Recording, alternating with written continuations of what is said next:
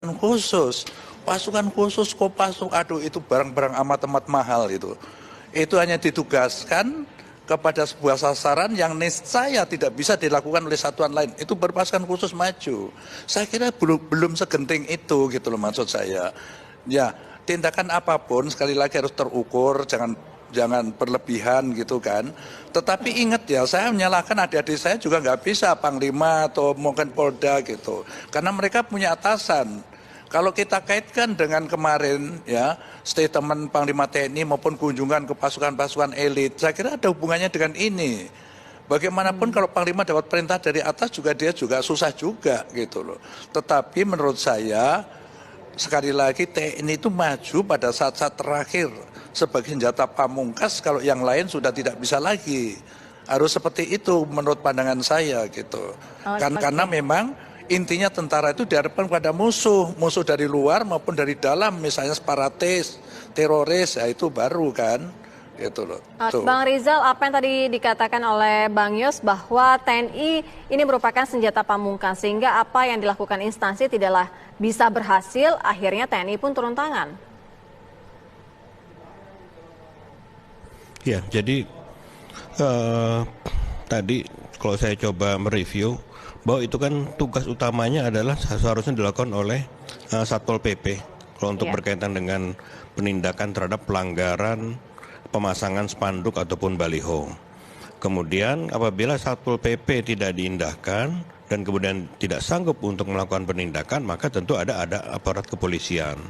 Dan aparat kepolisian ini memiliki kewenangan untuk melakukan penegakan hukum dan juga melakukan penertiban terhadap pelanggaran. Nah, sekarang apakah aparat kepolisian sudah tidak sanggup untuk mengatasi hal tersebut? Saya belum melihat bahwa aparat kepolisian sudah tidak sanggup.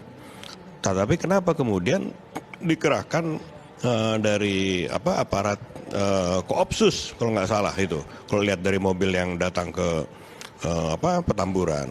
Nah, sepengetahuan saya, Koopsus ini adalah suatu gabungan pasukan elit dari 3 matra, yakni dari Detasemen Bravo, Angkatan Udara, dari Denjaka, Marinir, dan kemudian dari Gultor, Kopassus. Nah, ini yang sepengetahuan saya punya catatan adalah bahwa pasukan Koopsus 3 Matra ini pernah diturunkan pada saat melakukan penjejakan dan kemudian pembebasan terhadap kapal yang dibajak di Somalia, Sinar Kudus. Nah, ini apakah penurunan baliho ini setara gitu loh dengan mengenangani kapal Sinar Kudus yang dibajak pirates di Somalia? Kan tidak begitu. Apakah sudah seperti itu?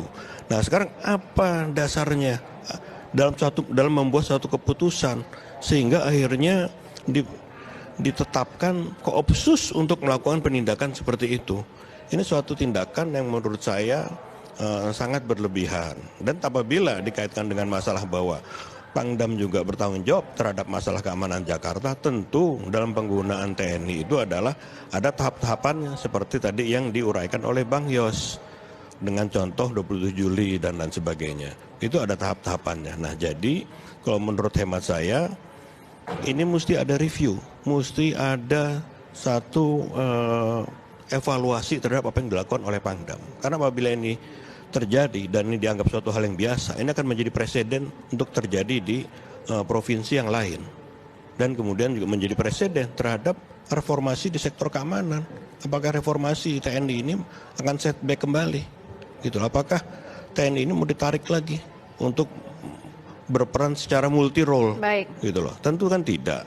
Ini merupakan suatu hal yang bisa mengganggu iklim demokrasi. Sangat disayangkan penggunaan kembali TNI untuk melakukan hal seperti ini.